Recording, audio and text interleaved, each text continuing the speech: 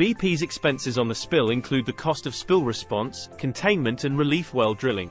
They also include grants to Gulf states, compensation paid and federal costs including fines and penalty. BP's market value loss caused it to drop from second to fourth place among the 4 largest oil companies in 2013. BP stations in the United States experienced a drop in sales between 10% and 40% during the crisis due to the backlash against the oil company. Local officials in Louisiana expressed concerns that the offshore drilling ban imposed as a response to the spill will further damage the economies of coastal communities, since the oil industry directly and indirectly employs approximately 318,000 Louisianans, 17% of the total jobs in the state. NOAA has closed approximately 36% of federal waters, 86,985 square miles or 225,290 kilometers, in the Gulf of Mexico for commercial fishing, resulting in a $2.5 billion loss for the fishing industry. U.S. Travel Association estimates that the oil spill could have a negative impact on tourism along the Gulf Coast for a period of 3 years. This region supports more than 400,000 jobs in the travel industry and generates $34 billion annually. Offshore drilling policies. Articles on the United States offshore drilling controversy and 2010 United States deepwater drilling moratorium. U.S. oil production, imports and exports 1910 to 2012.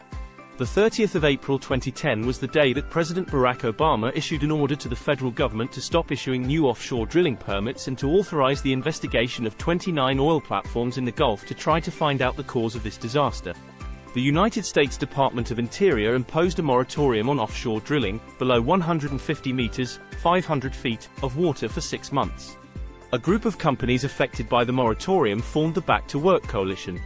In a ruling on the 22nd of June in Hornbeck Offshore Services LLC versus Salazar by United States District Court for Eastern District of Louisiana Martin Leach Cross Feldman, the judge lifted the moratorium, finding it to be too broad, arbitrarily and not adequately justifiable. The ban was lifted by October 2010. Obama lifted the ban on oil drilling on the east coast and the northern coast of Alaska on March 31, 2010 in order to gain support for a climate and energy bill, and reduce the imports of foreign oil and natural gas. The National Energy Board of Canada, NEB, which oversees offshore drilling along the British Columbia coast and in the Canadian Arctic, sent a letter on the 28th of April 2010 to oil companies, asking them to provide an explanation of their opposition to safety regulations that require relief wells to be drilled during the same season. Arnold Schwarzenegger, the governor of California, retracted his support on the 3rd of May for a proposal to expand offshore drilling in California. Florida Governor Charlie Crist called a special session on the 8th of July of the Florida State Legislature in order to draft a constitutional amendment that would ban offshore drilling within state waters. The legislature rejected the proposal the 20th of July. Minerals Management Service of the United States Department of the Interior was disbanded in October 2011 after it was found that it had not exercised adequate oversight over the drilling sector. It was replaced by 3 new agencies, which divided the responsibilities of regulation, leasing and revenue collection between the Bureau of Safety and Environmental Enforcement, BSEE, the Bureau of Ocean Energy Management, BOEM, and the Office of Natural Resources Revenue. BP was allowed to bid again for oil and natural gas leases in March 2014. U.S. reaction protesters call for boycott of BP. Obama sent the Secretary of Interior and Homeland Security as well as NOAA and the EPA administrator to the Gulf Coast on the 30th of April to assess the situation.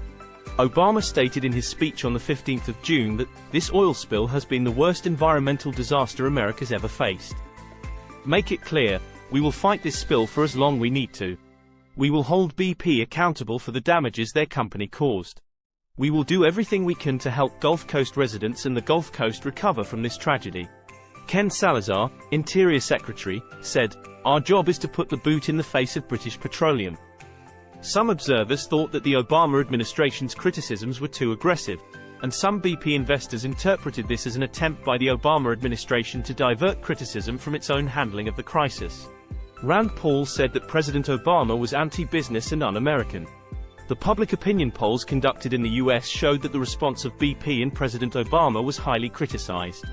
BP gas stations, as well as other locations in the U.S., saw thousands of protesters, resulting in a 10% to 40% reduction in sales. The oil industry claimed that spills are rare and this one was a single incident. They also denied claims that the industry had lost credibility. The American Petroleum Institute, API, a non-profit organization, stated that offshore drilling is vital to economic growth and job creation.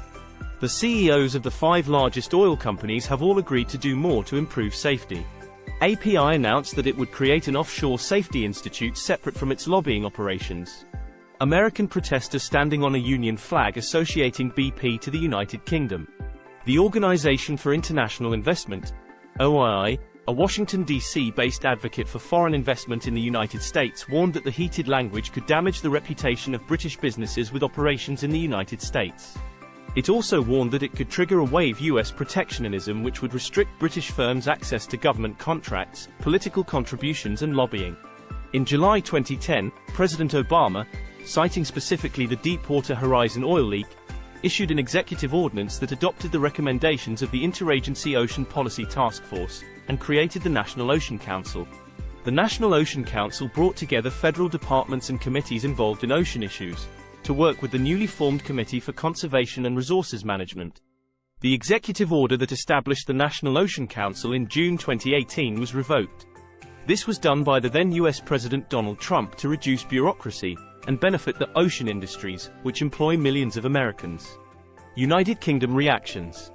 The British press and news outlets were angry at the American media for using the name British Petroleum, which the company hasn't used since 1998, when British Petroleum merged Amoco with British Petroleum to form BP Amoco. The US dumped the blame on the British, and Prime Minister David Cameron was asked to protect British interests within the United States. British pension fund managers, who have a large amount of BP stock and rely on its dividends, accepted that BP would be required to compensate for the spillage and environmental damage. However, they argued that President Obama's criticisms were more damaging to the market value of the company than the actual cleanup costs. BP initially downplayed this incident,